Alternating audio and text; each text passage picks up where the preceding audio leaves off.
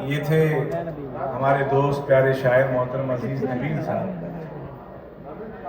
اور آپ دیکھ رہے ہیں کہ کس طرح محترمہ ذکیہ مشیدی صاحبہ خصوصی طور پہ بلا کر انہیں داد سے نواز رہی ہیں، اور دوران کلام جس طرح سے ڈائس سے یہاں اسٹیج سے انہیں داد مل رہی تھی اور آپ کا جو ساتھ مل رہا تھا، یقیناً یہ ان کی کامیابی کا ثبوت ہے اور ان کی محنت کا نتیجہ ہے، جو ریاضت انہوں نے کی ہے، جو وقت اس فن کو دیا ہے۔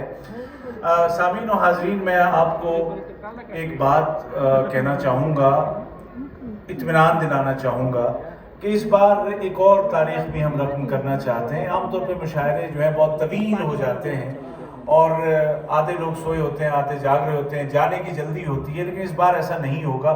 انشاءاللہ آپ کے سونے کے وقت سے پہلے ہم اپنا مشاعرہ پائے تکمیل تک پہنچائیں گے۔ آپ کا ساتھ ہمیں آخر تک چاہیے ہوگا۔ ذرا اپنی بیدار سماعتوں کا ثبوت دیں تاکہ میں اگلے شاعر کو اعتماد کے ساتھ پیش کر سکوں۔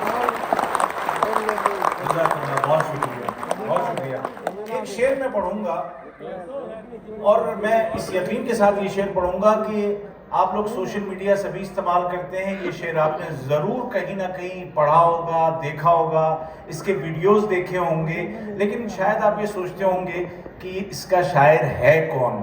شعر میں پڑھتا ہوں، آپ پہنچیے گا کہ تو بھی سادہ ہے کبھی چال بدلتا ہی نہیں، تو بھی سادہ ہے کبھی چال بدلتا ہی نہیں، ہم بھی سادہ ہیں اسی چال میں آ جاتے ہیں۔ سوشل میڈیا پر انتہائی مقبول جو اشعار ہیں ان میں سے ایک شعر یہ ہے، اور واقعتاً اس کی زبان جتنی سادہ ہے اس کا مضمون اتنا سادہ نہیں ہے۔ آپ غور کیجئے گا، ایک بار پھر سے میں پڑھتا ہوں۔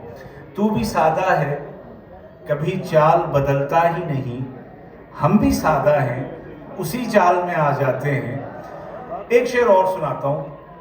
دیکھ لیتا ہوں کبھی نمناک آنکھوں سے، دیکھ لیتا ہوں کبھی نمناک آنکھوں سے اسے، چاند کو تالاب کے باہر بھی نہلاتا ہوں میں۔ کیا تصویر بنائی ہے، اور چاند کے حوالے سے شعر بہت سارے سنے ہوں گے، لیکن چاند کو نہلانے کا یہ جو تصور ہے اور یہ جو تصویر ہے یہ واقعی بڑی منفرد ہے۔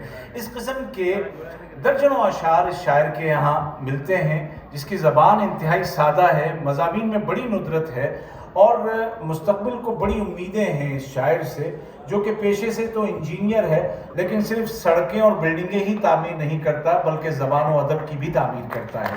آپ کی بھرپور تالیوں میں پاکستان سے ہمارے مہمان محترم افضل خان صاحب۔